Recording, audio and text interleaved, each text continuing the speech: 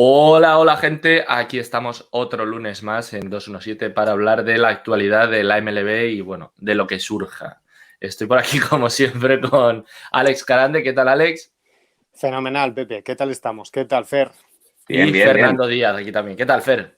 Muy bien, chicos. ¿Qué tal estáis ¿Sí? vosotros? Nada, aquí estamos, perfecto. Oye, nada, estamos ya aquí dando los últimos coletazos de lo que es la temporada 2020. Vamos a hablar hoy un poquito de los premios, ¿no? Que ya se han dado todos los premios individuales, que bueno, yo creo que tampoco ha habido grandes sorpresas.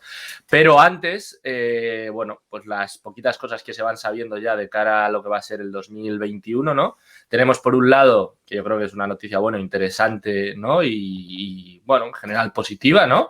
Que es el nombramiento de Kim En, vamos a decir, creemos que se pronuncia así, que ha sido nombrada General Manager de los Miami Marlins. Y bueno, pues eso, primera, vamos a decir, mujer que tiene un puesto verdaderamente importante, ¿no? Y de poder, ya no solo en la MLB, sino en cualquiera de las, ¿no? De las franquicias de las 4 grandes ligas americanas.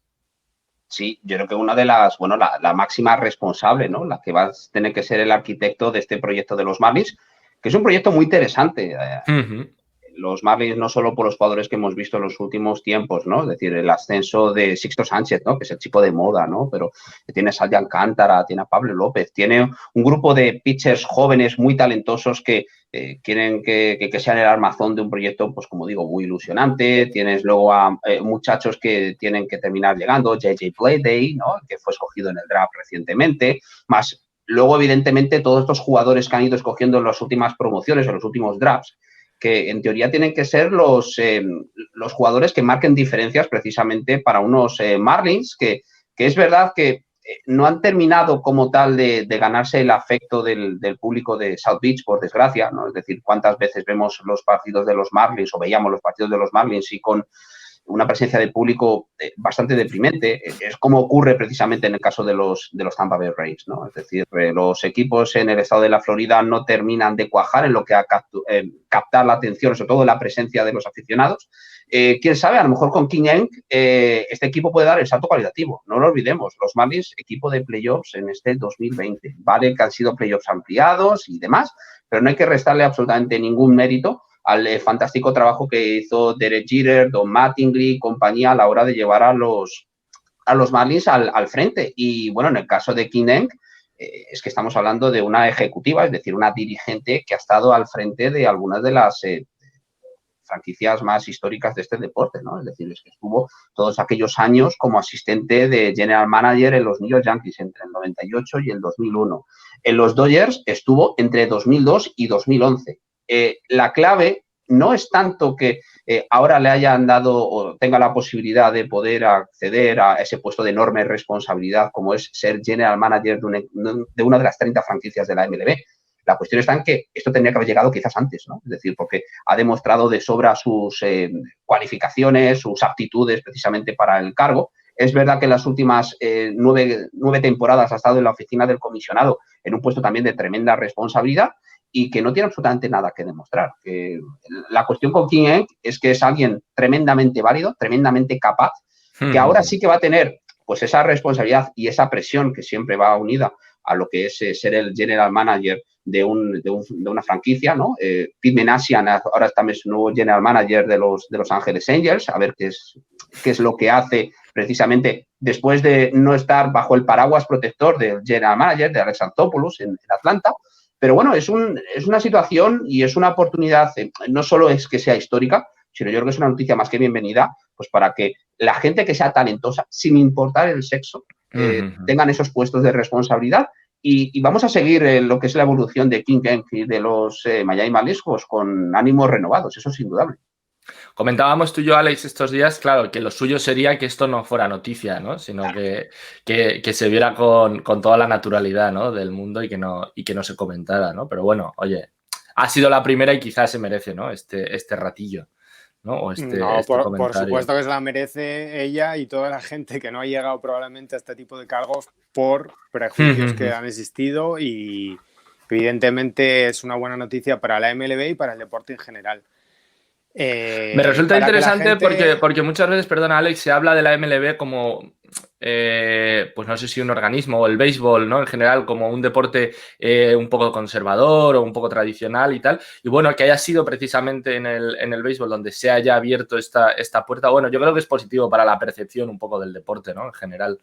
O sea Pues yo creo que, mira, si luego miras lo que te piden para ser analista en la MLB o para los puestos de gerencia, te das cuenta que lo que no tendría ningún sentido es renunciar a tanta cantidad de talento por un prejuicio que sería, como es mujer, no vale para este puesto, cuando realmente no se justifica, porque tiene, como se ha dicho mucho, está hasta sobrecualificada, porque probablemente ha estado muchísimos años en unos puestos de responsabilidad, ha hecho muchas veces entrevistas, ha estado ahí.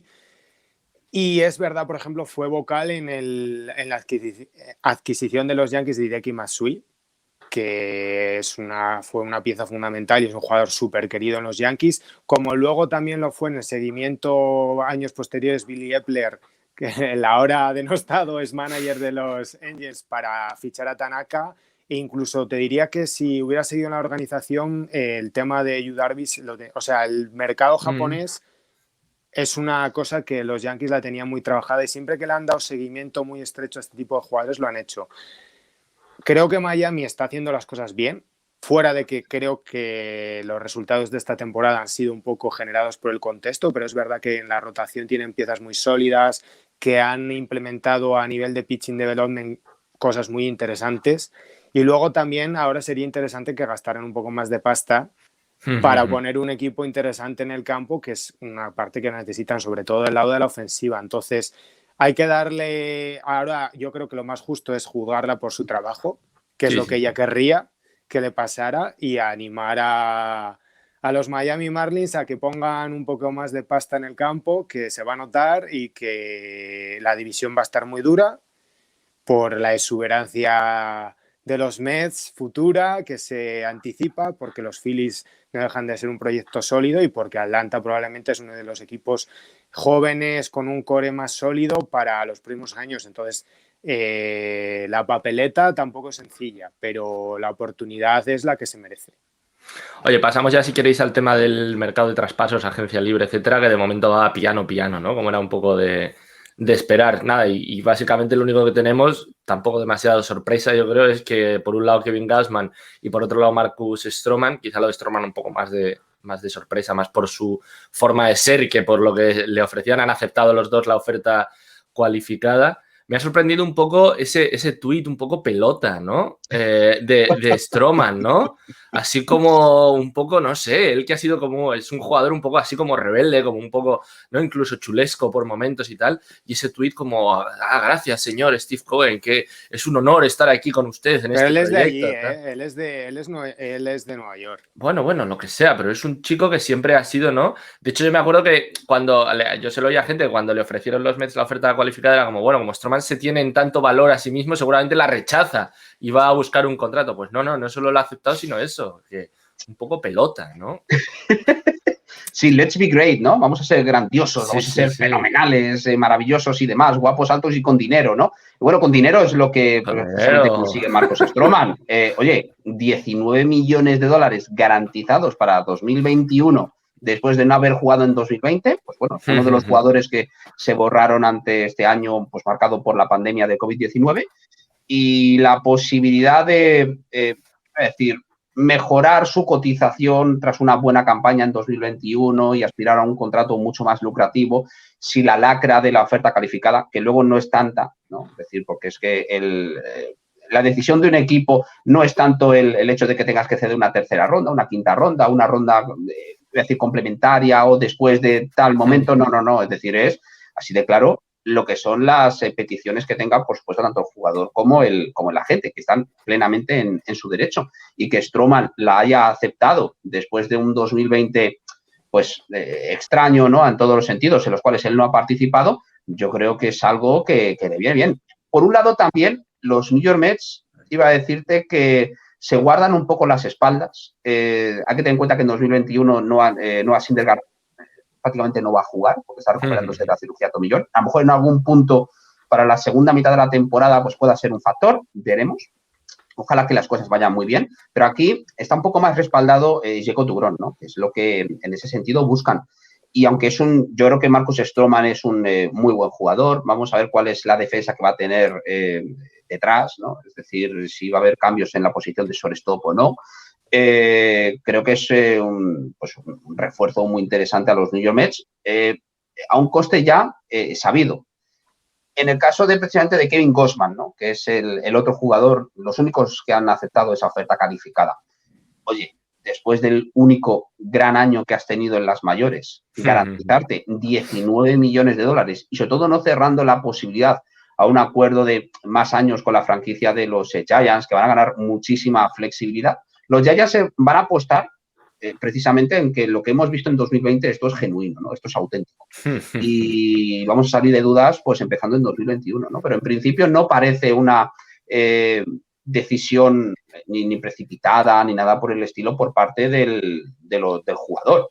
Y por parte del equipo, a mí me parece que eran candidatos obvios a presentar esa oferta calificada, ¿no? Lo que ocurre que, claro, tú cuentas con que a lo mejor pues vuelvan o no, quién sabe, a lo mejor entraban en tus planes o al menos guardarte un poco las espaldas, pero te has encontrado con que, bueno, pues estos dos jugadores vuelven a sus respectivos equipos y ahora lo que queda es en la agencia libre, después de Trevor Bauer, quedan muchas incógnitas, que a lo mejor luego te salen bien, Pepe, pero que indudablemente tras Trevor Bauer hay un descenso bastante potente en términos de calidad.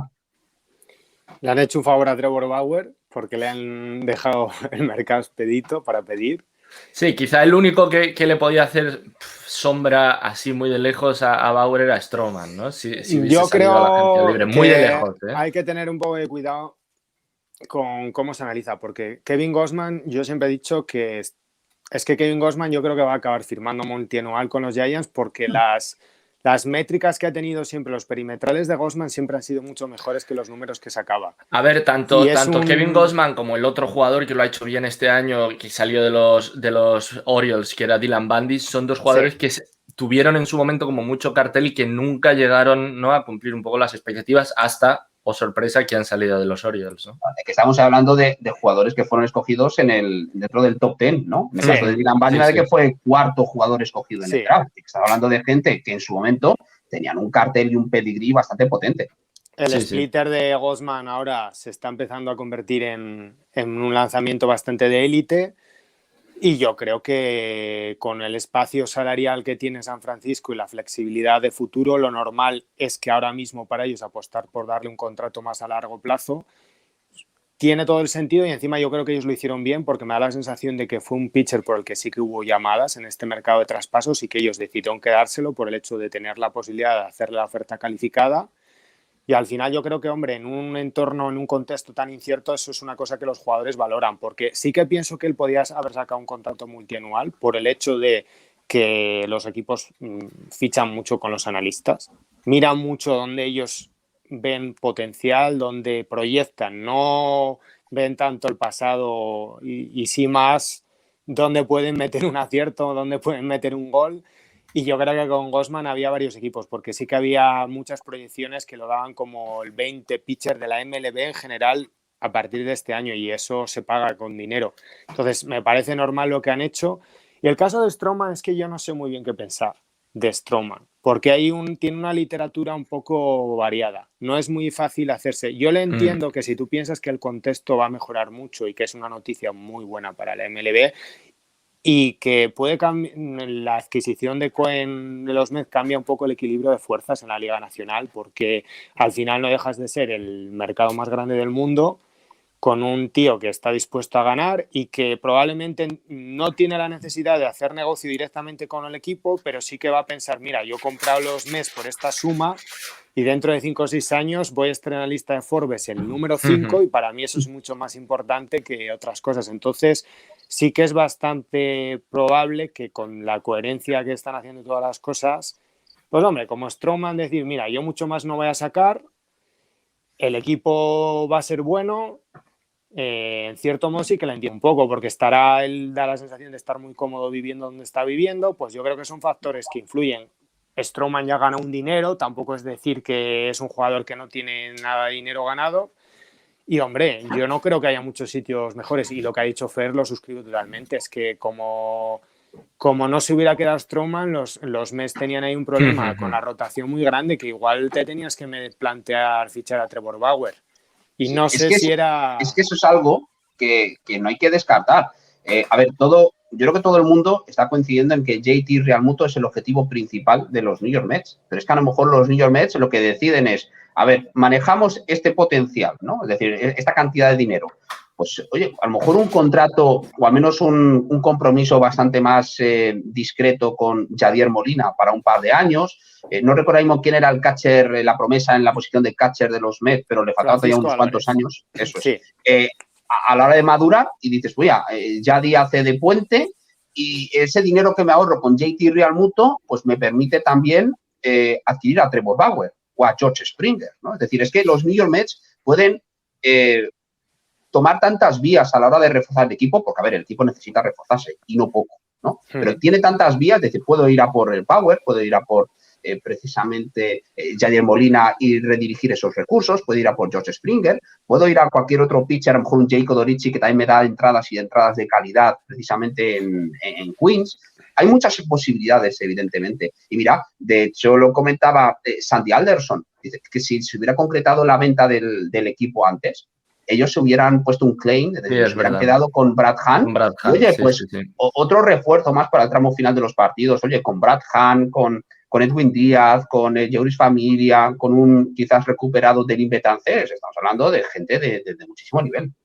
Puede ser muy interesante, ahora que lo decías, Fer, lo de Yadi Molina podría encajar, porque es verdad que es un jugador, ¿no? Muy competitivo, un líder, yo creo, natural, y meterle en ese vestuario que quizá necesita, ¿no? Un poco cambiar el chip, etcétera, etcétera, puede resultar un fichaje interesante, no solo por lo que pueda aportar, ¿no? En la receptoría, sino por el factor anímico y todas Suena esas mucho, cosas. Yadi to New York, Yankees o Mets.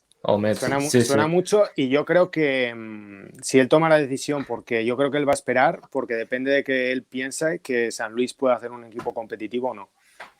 Porque yo creo que da la sensación de que a él le apetece pasar los últimos años en un equipo que sea claramente contendiente.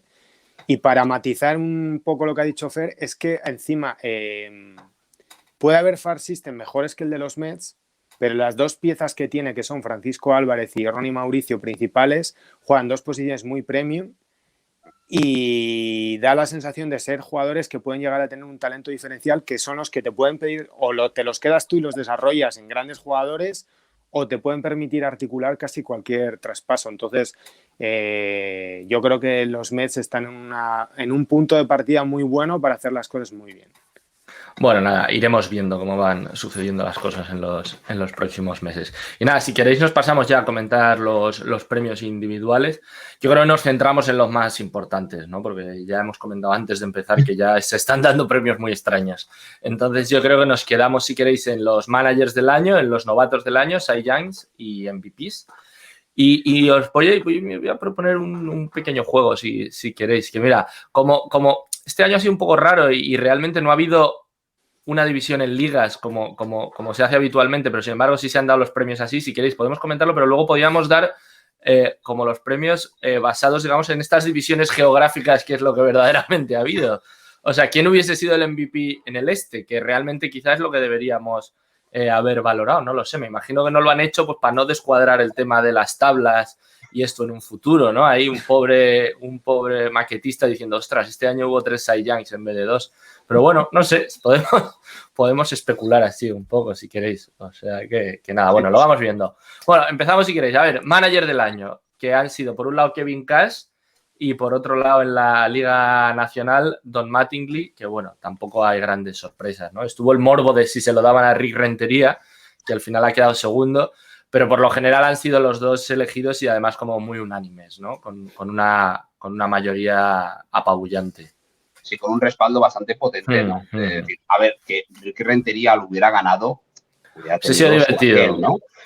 Creo recordar que hubo un caso, no sé si fue el de Joe Girardi el último año en el que estuvo con los Miami, bueno, entonces no sé si eran Florida Marlins o Miami Marlins, bueno, da igual, con los Marlins, que que le habían echado y lo ganó, o lo ganó y luego le echaron por discrepancias con Jeffrey Loria. Creo recordar que así fue más o menos la sucesión, porque luego Girardi acabó en los New York Yankees. Bueno, la cuestión está en que pues, es evidente, ¿no?, que lo de tema de Rick Rentería ha hecho un muy buen trabajo con los Chicago White Sox, pero lo que ha hecho Kevin Cash, superando pues toda la adversidad, ¿no?, que ha tenido, toda esa plaga de lesiones, no solo en el montículo, ¿no?, porque es que no lo olvidemos, los Rays llegaron hasta las World Series con, creo que fueron 12 bajas como pitchers a lo largo de toda de esta mini temporada. Las bajas, por supuesto, de Austin Meadows a la hora de arrancar la temporada, de ganar la división frente a los que todo el mundo consideraban que eran universalmente reconocidos como favoritos, que eran los New York Yankees, el ser capaz de superar pues esta temporada tan atípica y alcanzar las World Series. Lo que ocurrió en el sexto partido y más concretamente en la sexta entrada, pues bueno, no deja de ser darle colorido, ¿no?, a todo lo que ha pasado en este 2020.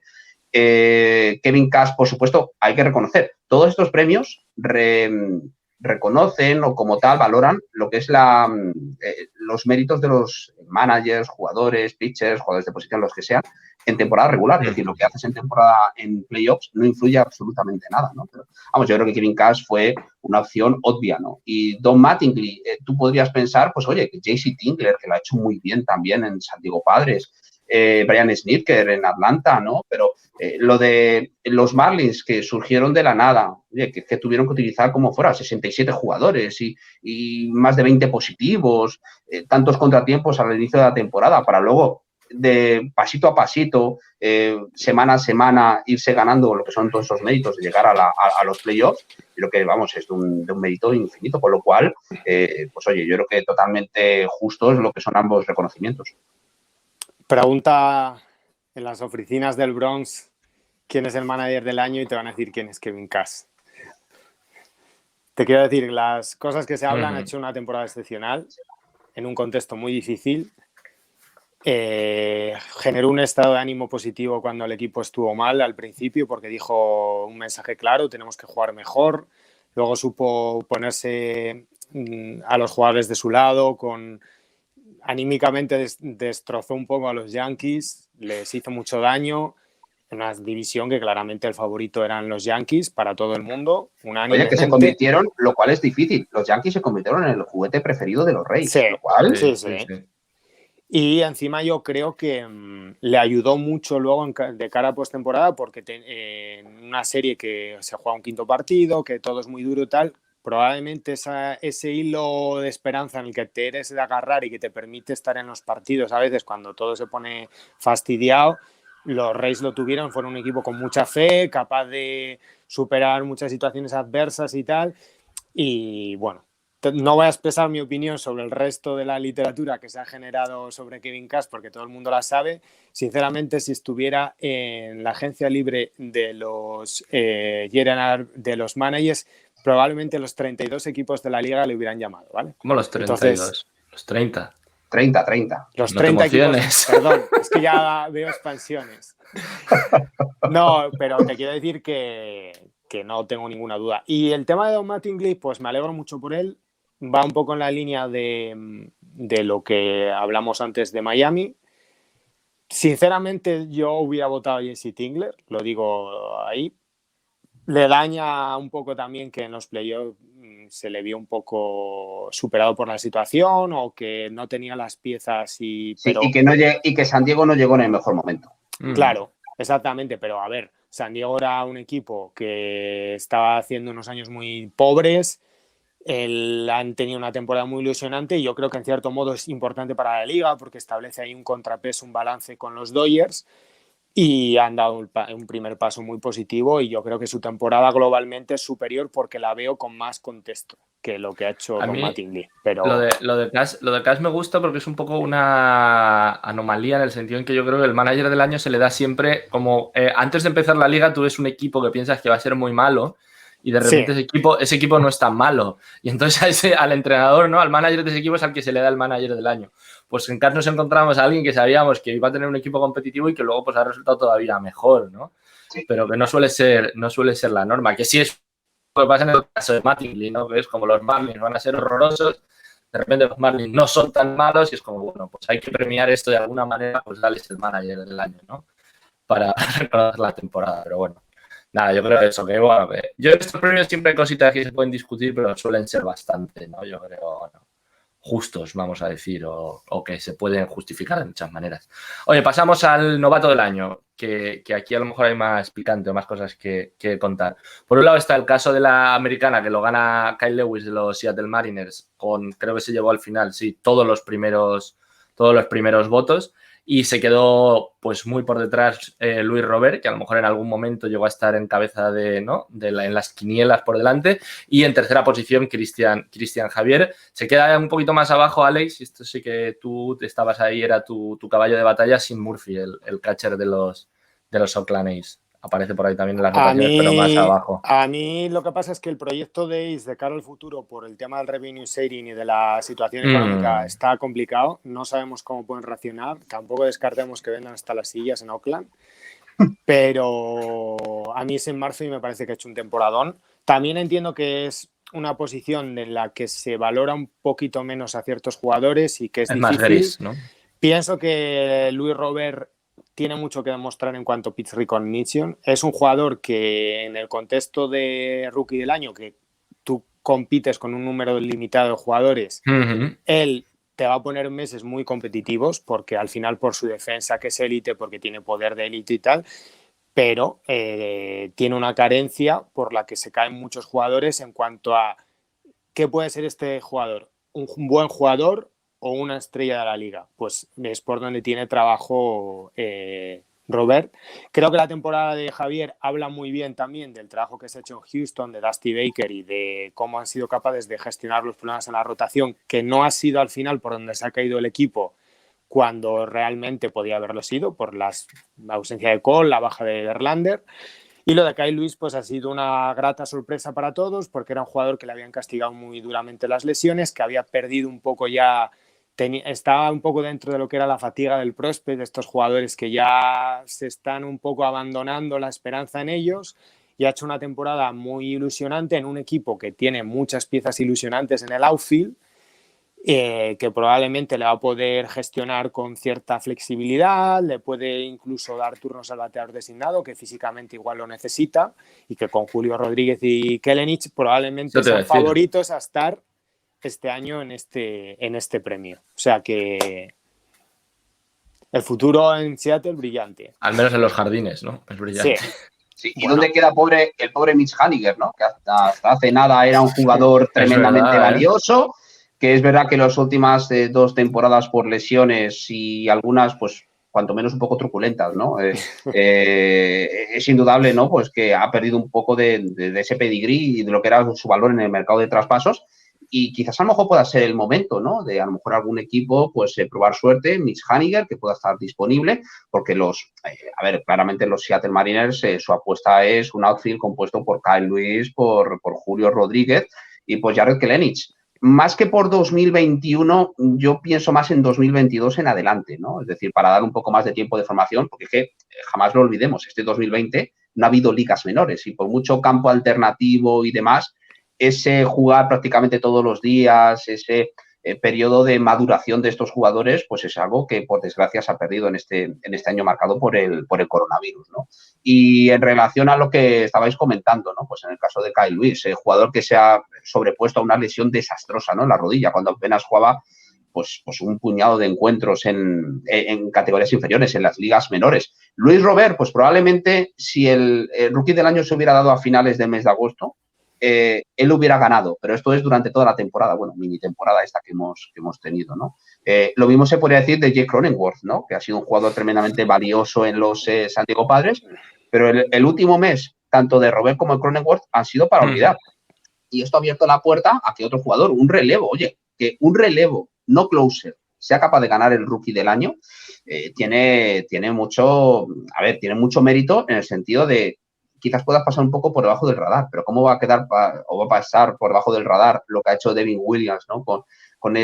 Recuperándose de esa cirugía Tommy John, reciclándose de starter a pitcher relevo y no debutando porque ya jugó en 2019, ¿no? Pero él dejando su impronta en 2020, Es verdad que a lo mejor en la Liga Nacional lo que es el galardón ha estado un poco más repartido entre Devin Williams, entre Alec Bond, el muy prometedor tercera base de los Philadelphia Phillies. Eso iba a decir, Alec Bond quizás de todos estos que estamos hablando es el que tiene la sensación de que es el que tiene más talento puro, ¿no? De todos ellos, el que se puede convertir en una superestrella, ¿no? O a lo mejor puede tener un techo un poco más alto, ¿no? Lo que yo no tengo muy claro, lo que no tengo muy claro es que Alec Bohm vaya a seguir siendo el tercera base de los Philadelphia Phillies, porque es un tipo muy grande, ¿no? Y bueno, eso está por ver, ¿no? Y por evaluar. Y fíjate lo que son las cosas. En la votación del rookie de la Liga Nacional tenemos en la cuarta posición a Tony Gonsolin, en la quinta a Dustin May. Y lo que es más interesante, para el año que viene, para el 2021, intacta la condición de rookie. La tiene, por ejemplo, que Brian Hayes, que es un fantástico tercera base en Pittsburgh, Ian Anderson, de los Atlanta Braves, Sixto Sánchez, también va a ser candidato al rookie en 2021, al igual que quizás os pueda sonar Randy Arozarena, ¿no? Pues Randy Arozarena también va a ser candidato al rookie del año en la Liga Americana en 2021, casi nada. Pues mira, hablando de eso que me parece interesante, Randy Arozarena es un jugador que ha roto el techo de las expectativas. Que nadie piense que su nivel real es el de los playoffs, pero sí que es verdad que las exit velocities, o sea, que realmente hace un contacto muy sólido y tal, dan a entender que los Rays lo han vuelto a hacer y encontraron un valor oculto en un jugador que nadie se lo daba. Hablando de jugadores interesantes, Alec Bond, su desempeño defensivo ha sido mucho mejor del que se esperaba, que es una cosa que realmente le coloca ahí. Como talento natural de prospect, el más esperado de esta promoción era Luis Robert. Luis Robert. No, era Luis Robert con bastante diferencia. Lo que pasa es que, te quiero decir, Luis Robert es un jugador que te puede poner un 8 nuevo de WAR si lo pone todo junto. Lo que pasa es que tiene una carencia importante. Incluso te digo, es un jugador que, aunque no rompa ese problema de lápiz recognition, puede ser un jugador de 5 o 6 de WAR perfectamente. Solo por su defensa, que ha ganado guantes de oro este año. Sí. El combo de Devin Williams me parece espectacular. Que le den este premio a un relevista sano. La combinación esta de velocidad en la bola rápida con un cambio absolutamente intocable da la sensación de que Milwaukee va a poder hacer un movimiento y no extrañaría a nadie que se movieran de Josh Hader para hacer el equipo mejor a largo plazo, porque este chico ha hecho una temporada sensacional, al igual que en cierta parte del año la hizo James Karinchak también, que va a heredar en la posición de closer en Cleveland y que fue un jugador muy interesante. Como dijo antes Fer, el final de temporada de Cronenworth fue durillo, pero ha demostrado ser un bateador que le puede dar muchas cosas al lineup de San Diego y creo, con todos los jugadores que se han nombrado, como Sixto Sánchez, como los... recordar que para Béisbol América el rookie del año fue Gonsolin, poco forzado, pero habla de que el futuro en la rotación de los Dodgers pues tiene muchas piezas ilusionantes que pueden trabajar en ellas y que los Dodgers nunca se acaban. Van a ser el eterno problema para todos. Oye, y en el Cy Young ya nos movemos. El americano no ha habido dudas, ¿no? Ha ganado Shane Bieber como era de esperar, que incluso ha aparecido, ¿no? Luego también lo comentaremos, ha aparecido y sonaba ahí incluso para el MVP. Y luego, hombre, lo que llama a lo mejor la atención es que justo por detrás de Shane Bieber han quedado Kenta Maeda y Ryu, que fíjate, si los Dodgers iban estos años cargados y sobrados de talento, que han ganado las series mundiales después de desprenderse de dos jugadores que han estado segundo y tercero en las votaciones del Cy Young, ¿no? Sí, que además justo es lo que no ha ocurrido en la votación del Cy Young de la Liga Nacional. Es decir, tú ves a Los Ángeles Dodgers como el mejor equipo de las mayores, ¿no? Porque lo ha sido, no solo porque haya ganado, ¿no? Sino porque lo ha demostrado durante la temporada regular también.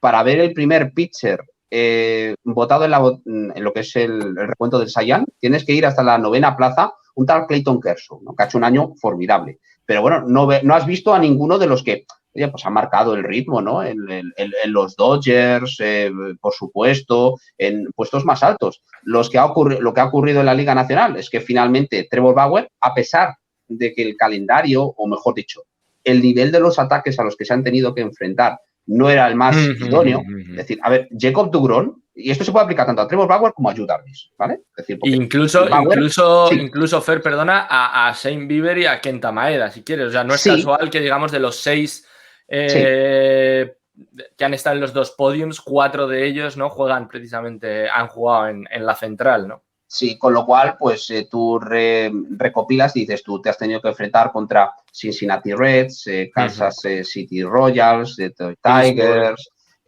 Cleveland tampoco ha sido un ataque de los élite precisamente, con lo cual, pues juntas todas las piezas y dices, bueno, pues a lo mejor hay algo más que rascar ante todo eso. Bueno, Sean ha ganado la triple corona, ¿no? Es decir, ha sido jugador unánime. Y para mí, en un escenario un poco alternativo, incluso le podría haber dado el MVP de la Liga Americana, porque, oye, la temporada que ha hecho es descomunal. Siempre nos quedará el resquemor de qué es lo que podría haber hecho, por ejemplo, Shane Bieber en una temporada completa. A lo mejor hubiera conseguido una de estas temporadas de las mejores en la historia del Cy Young. Siempre nos quedará ese pozo, ¿no? Por desgracia. Pero bueno, yo creo que ahí no había ninguna duda de que Bieber lo iba a hacer. Y en el caso de Trevor Bauer y Yu Darvish, han tenido el nivel de los rivales a los que se han enfrentado, no ha sido el mismo que el de Jacob deGrom, ¿no? Es decir, por la Liga Nacional, División Este o División Este de la Liga Americana, estás encontrándote a equipos con mucho más dinamita, ¿no? Y deGrom, es verdad que a lo mejor el haber tenido o estado algo lastrado por las lesiones, el haber jugado un poquito menos que Bauer y que Yu Darvish le haya permitido o le haya impedido ganar su tercer Cy Young de forma consecutiva, ¿no? Pero qué mejor momento para Trevor Bauer a la hora de entrar a la agencia libre, además con esta edad, que con un Cy Young bajo el brazo. Y es que el último que se combinó pues estos factores, ¿no? Es decir, juventud, evidentemente ganar el Cy Young y demás, es Greg Maddux cuando fichó por los Atlanta Braves en 1993. Desde entonces, nunca un Cy Young ha llegado justo a la agencia libre. Lo ocurre que, claro, el pedigrí y la trayectoria de Greg Maddux respecto a lo que ha venido haciendo Trevor Bauer, está en un universo distinto, pero absolutamente. ¿No te sorprende, Alex, digamos, esa claridad con la que Bauer ha acabado ganando el premio? Porque se ha llevado 27 de los 30 votos por la primera posición. Y yo tengo la sensación de que Yu Darvish, no sé, estaba también muy cerca y ha hecho una temporada espectacular. O sea, entonces, no sé, esperaba quizá un poquito más de igualdad, ¿no? En lo que es la votación, no lo sé. Es lo que más me llama la atención, de todos los premios. Yo no veía la amenaza por Yu Darvish, veía la amenaza por Jacob deGrom porque existe la percepción unánime para todos de que es el mejor pitcher a día de hoy en el béisbol. Y yo creo que eso en cierto modo sí que pesa. A mí no me sorprende que gane Bauer porque creo que el querer algo tanto influye mucho en el subconsciente de la gente. Y él realmente ha trabajado ha hecho una mucho campaña para ganarlo. A ver, vaya. ahí hay que verlo y en su agencia libre influye que el salto que él ha pegado en su spin rate en la bola rápida, si eso es sostenible y el uso de sustancias que usan todos los pitchers y que está claro que pasa así, se mantiene, él realmente sí que pasa a ser un pitcher de élite porque él siempre va a ser un jugador o un lanzador que está obsesionado con mejorar sus lanzamientos secundarios. Entonces, evidentemente, como todos los pitchers, va a pasar sus ups and downs, sus momentos mejores y peores, pero da la sensación de que es muy difícil que una persona tan perfeccionista que lucha tanto, digámoslo así, por llegar ahí, si la salud la respeta, no sea un pitcher consistente. De cierto modo me alegro porque es un jugador que no es tampoco un atleta imponente y que ha sido muy a base de trabajo, de ciencia, de un modo alternativo de hacer las cosas como ha llegado hasta allí. Entonces me parece positivo para el deporte en general porque creo que se abre un poco una puerta a otro tipo de jugadores que no tienen igual, no lanzan de serie 98 millas. Entonces me parece positivo para el béisbol en general y me agrada mucho, la verdad. Y lo de Shane Bieber creo que para mí se mereció el MVP. Y lo digo en mi opinión, porque los casos de jugadores, para mí ninguno era muy sólido, excesivamente sólido.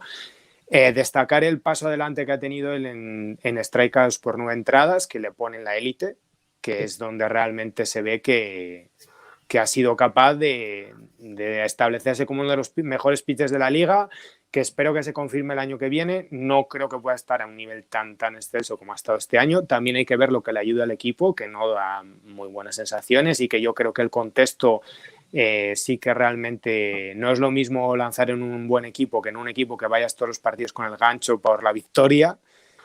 Y bueno, totalmente merecido y me parece que era lo que tenía que ser. Sí, hay una cosa, antes de pasar al MVP, cuando habla Alex de que Shane Bieber hubiera sido su MVP en la Liga Americana, es que hay que tener en cuenta cuando se anuncian los finalistas, es que básicamente entre esos tres es como se va a partir el bacalao, ¿no? Es decir, entre esos tres van a ser precisamente los que vayan a obtener un mayor respaldo. Hay ocasiones en las cuales incluso un cuarto en discordia es capaz de colarse, ¿no? Y obtener un respaldo pues bastante potente a la hora de llegar a ese podio, ¿no? Pero claro, cuando una vez se anuncian lo que son los finalistas de la Liga Americana, en lo que a MVP se refiere, y te quedas con José Abreu, con DJ LeMahieu y con José Ramírez, dices, se acabó las opciones para Shane Bieber de precisamente ser el MVP. Si se le hubiera otorgado precisamente ese honor, a lo mejor quizás algún votante hubiera optado por otras alternativas. Aún así, como dice Alex, es que tampoco había casos tremendamente sólidos, ¿no? Es decir, había muy buenas opciones, pero no había un caso tremendamente sólido en lo cual dices, no, es que este, por mucho que a Shane Bieber le coloques como finalista, es que este tiene que ser el MVP, sí o sí. Hay algo, si queréis ya ir pasando a los MVPs, es verdad que sobre todo en el caso de la Nacional probablemente lo de Freeman es, yo creo, más esperable, ¿no? Pero yo creo que en ambos casos, en el de Freeman y sobre todo en mayor medida en el de José Abreu, hay un poco, no sé muy bien cómo decirlo sin resultar a lo mejor un poco faltón, pero un poco, es un poco el reconocimiento, yo creo, también a una carrera, ¿no? Y a un saber estar, no lo sé, ¿eh? Así, en el caso de Freeman, no, para mí, ¿eh? A ver, lo que quiero decir en el caso de Freeman es que Freeman yo creo que siempre ha tenido el cartel de un gran jugador, un muy buen jugador, un gran primera base, pero que era un jugador que no tenía picos, que es muy bueno porque es un jugador que es verdad que todas sus temporadas han sido muy buenas, pero muy sostenidas, ¿no? Este año quizás sí que ha sobresalido por encima de todos, pero que no solo se le premia, yo creo, y es un poco la percepción de todo el mundo, ¿eh? O al menos la mía, ¿no? Y de alguna otra gente que has leído, que no se le premia solo por esta temporada, sino que es un poco un premio a, pues, un poco una constancia, un tal. Yo creo que hay gente que ha votado así un poco, y en el caso de José Abreu, creo que es todavía más evidente, no lo sé, ¿eh? A lo mejor estoy siendo un poco injusto. Me lo creo menos. Te quiero decir, a mí si Abreu el año que viene vuelve a la Tierra y se convierte en un jugador normal, me parecería... No, pero es que tampoco creo que vuelva a la Tierra. Es que yo creo que Abreu ha sido en ese sentido un jugador un poco también parecido a Freeman, que todos los años ha estado ahí. Sí. Ha tenido, probablemente su primera temporada estuvo muy por encima de las demás, pero luego nunca ha estado... El año pasado se envasó poquísimo y yo creo que es una tendencia a la que él puede volver porque es un jugador sobreagresivo y para mí, sí, yo no me gustan mucho ni los premios ni las clasificaciones porque me parece que tienen un componente analítico que si te pones muy analítico pierdes el contexto y un componente que tiene que ser así subjetivo, que a cada uno le gustan unos jugadores y otros. A mí Freddie Freeman me encanta, me parece uno de los mejores bateadores de contacto de calidad de la liga y me parece que ha hecho una temporada monstruosa, que solo hubiera habido un jugador que le hubiera podido ganar, que era Juan Soto, si hubiera jugado toda la temporada, porque en el mismo tipo de temporada, que es más bien si estamos valorando un jugador por la parte ofensiva, Juan Soto ha hecho una temporada monstruosa, pero es que Freddie Freeman ha estado a ese nivel, su defensa es de élite, o sea, es un atleta, no es el típico jugador unidimensional que solo ataca. Y a mí, yo siempre digo, a mí me parece que Freddie Freeman está un poco infravalorado. Lo digo siempre, me alegro de que le hayan dado el MVP. Tampoco le pongo como máximo candidato el año que viene a este desempeño, porque para mí en la Liga Nacional pues hay casos muy fuertes, como el de Mookie Betts, que va a ser un favorito eterno a ese premio, o Juan Soto, Fernando Tatís, este tipo de talento, incluso Acuña, me parecería un jugador...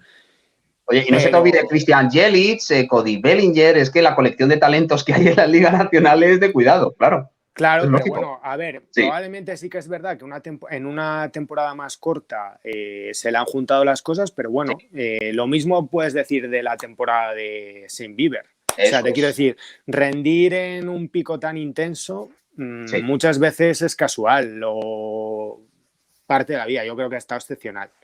Y en playoff también me ha encantado, ¿eh? Sí, hay que tener en cuenta una cosa, claro, esos picos que tú mencionas, 60 partidos, el hacerlo a lo largo de 162 la historia es muy distinta, ¿no? Y por eso nos vamos a quedar con ese regusto, ¿no? De qué es lo que podría haber hecho una temporada mágica sin Bieber. A lo mejor hubiera vuelto a un nivel más terrenal, ¿no? Como estáis hablando. O a lo mejor le ocurre exactamente lo mismo tanto a Freddie Freeman como a Juan Soto, ¿no? Que han sido los dos mejores bateadores que ha habido este año en la Liga Nacional. Hay que tener en cuenta, bueno, el caso de Freddie Freeman. Freeman claramente es un jugador que va en ascenso, es decir, ha sido muy sólido durante muchos años y ya en 2019 su temporada es magnífica. Lo que ocurre que tiene el problema que tiene en el codo, que es decir, va arrastrando el último mes. Como decía luego el cirujano, dice, yo no sé cómo podías seguir jugando a esto, ¿no? Es decir, porque tenías que sufrir unos dolores infinitos, ¿no? Y su último mes del 2019 fue bastante más discreto a lo que habían sido los meses anteriores. Y lo que ha hecho en 2020 es sano, oye, que también es la historia de este 2020, ¿no? Es decir, él dio positivo por coronavirus, estuvo francamente malo y él pensaba que es que no veía un nuevo amanecer. O sea, es así de sencillo. Tan mal vio la cosa Freddie Freeman como para pensar precisamente desde ese punto de vista.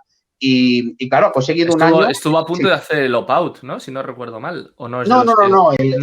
Bueno, a ver, él quería jugar, el que lo vio tan mal la situación, vale. Después de hablar con Freddie Freeman fue ni Markakis, que dijo... Sí, Markakis se fue y luego volvió. Claro, pero vamos, que en el caso de Freddie Freeman es como si todo lo que ha venido haciendo en los últimos años se hubiera combinado y además subir a otro nivel, ¿no? Y es lo que ha pasado en este 2020 en ese sentido.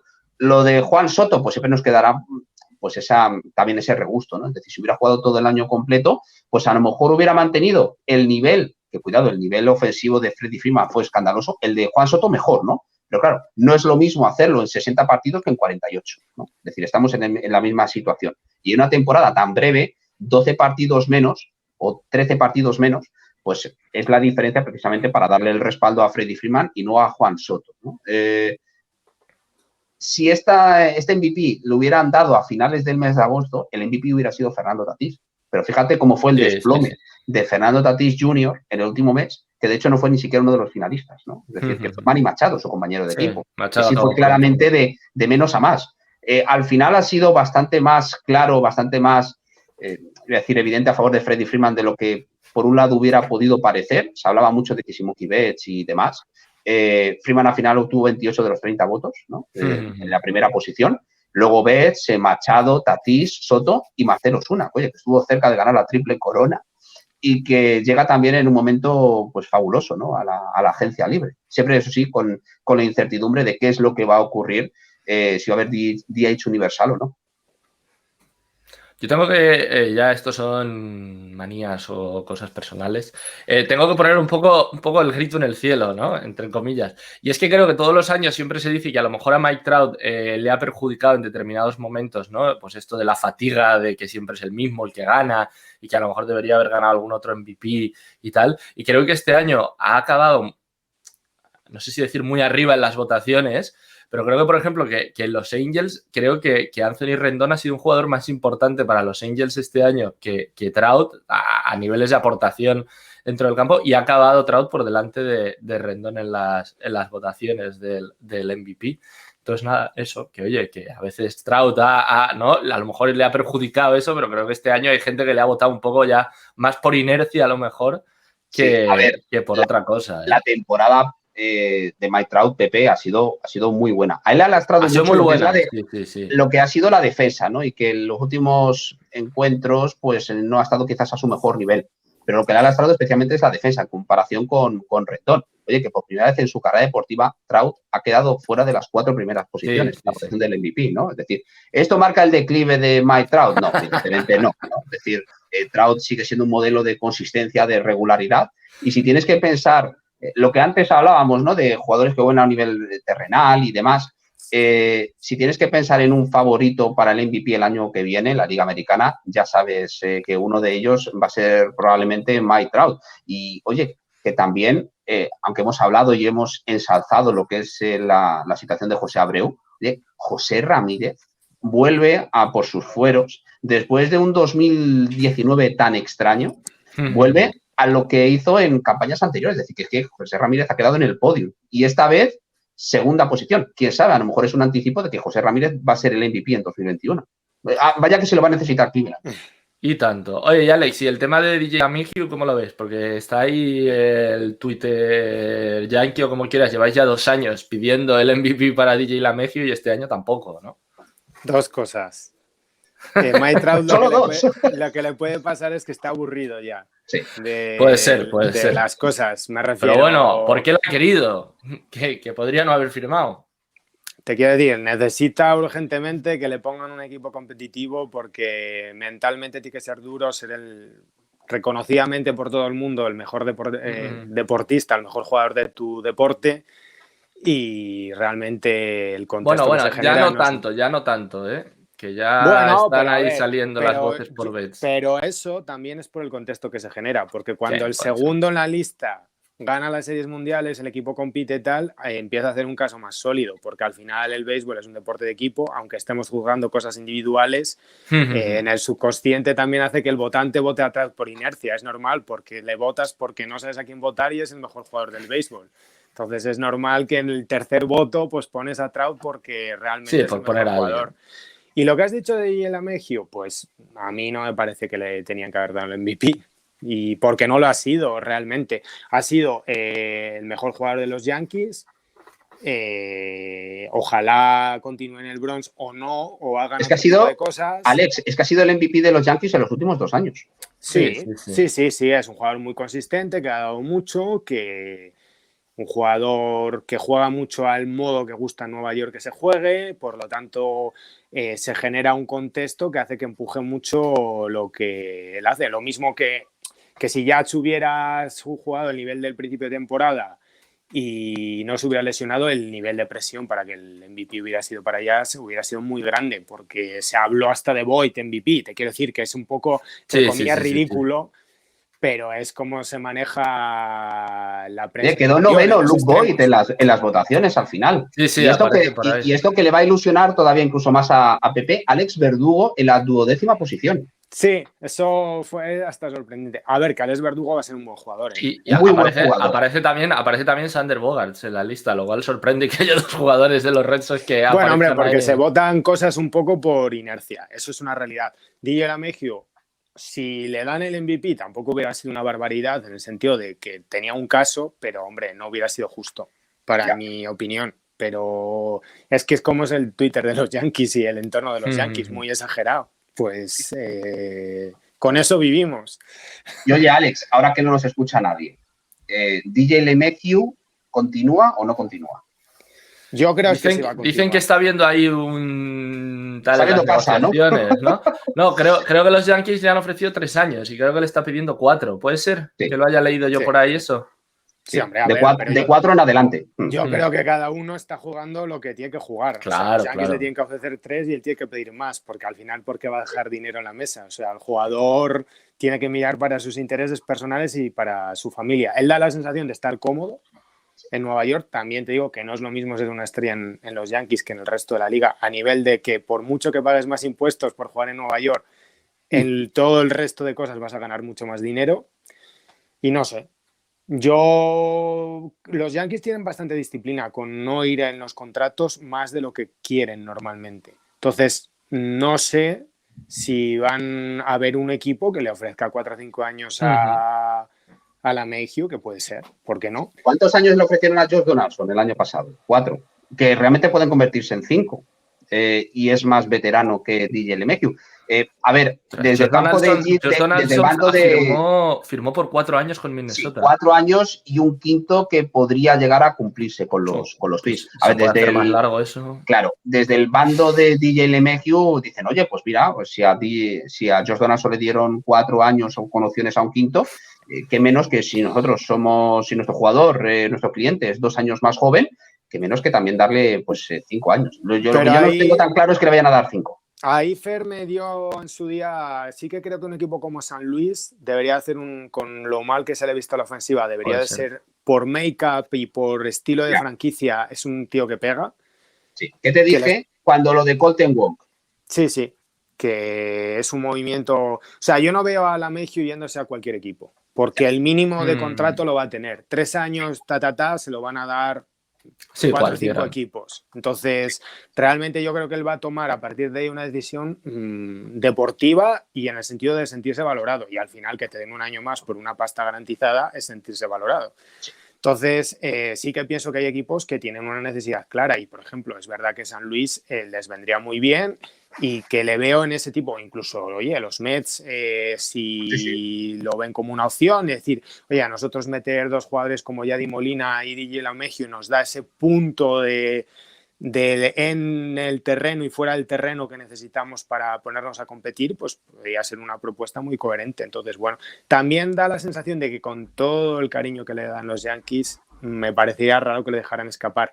Que no tengo claro, y lo digo abiertamente, que estructuralmente de cara al futuro sea la decisión correcta, pero porque yo no tengo muchos sentimientos.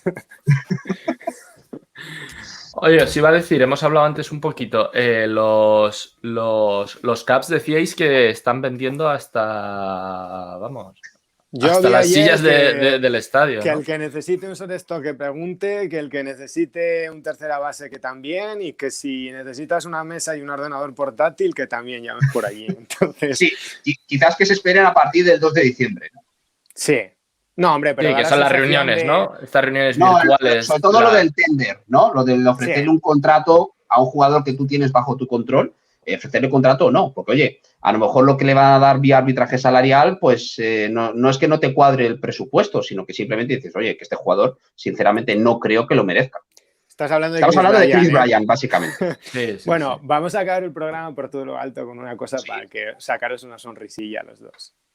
Hablando de la fecha del non-tender, ¿qué cara se os pone cuando veis las portadas de ¿y si los Yankees no le hacen non-tender a Gary Sánchez? Ah, bueno. Es que no es descabellado, ¿eh?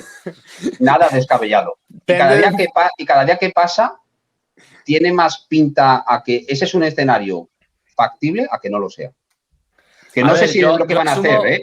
Yo asumo que se lo harán para intentar buscar un traspaso. Yo tengo el plan de contingencia que ya le he elaborado a Pepe Latorre de mandar a todos los jugadores de los Yankees que han jugado mal a Colorado Rockies por no ganar nada, ¿no? Vendiendo el contexto de que cualquier pateador de porrer en Coors Field puede poner en marcha su carrera. Hombre, Colorado necesita un catcher, ¿eh? Un catcher de más empaque. Lo que no, pero ¿es Gary Sánchez un catcher? Esa es la pregunta. Pero tú sabes que la gente que escuche esto, aquí el amigo Carande tiene el sueño húmedo de que a Giancarlo Stanton le puedan comer la cabeza porque Giancarlo debe tener un de que puede parar un traspaso si quiere en el contrato. Sí, entonces tiene la ilusión de que le puedan comer la cabeza mentira, y decirle, Giancarlo, si tú te vas a jugar a Coors Field, vas a romper el récord de home runs de la liga. Entonces tú vete para allá. El de la historia.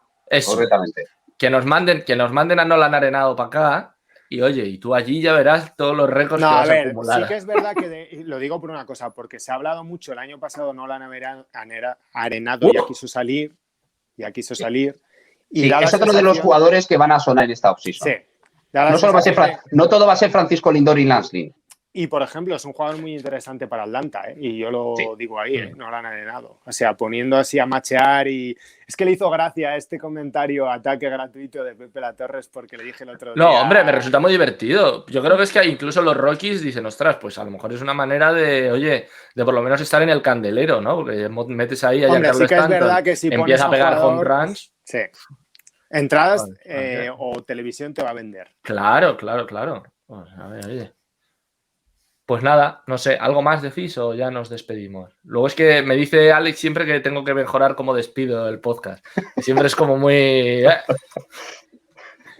Pero si no tenéis nada más, pues nada, nos despedimos hasta el lunes que viene, ¿no? Eso es. No dices nada, Alex. Chicos. Pues venga, pues nada, que pase la gente buena semana. Un abrazo fuerte a todos.